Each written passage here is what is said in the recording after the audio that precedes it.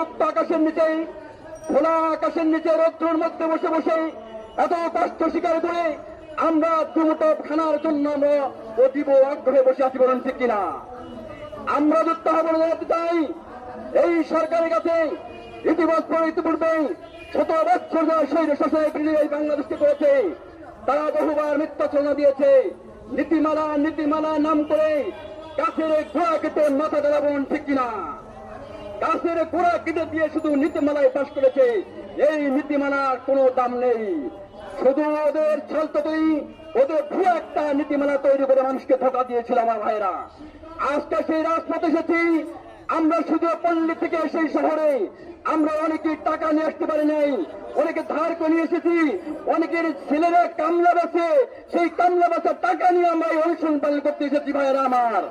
আমাদের টাকার দাম আছে, আমাদের টাকার মূল্য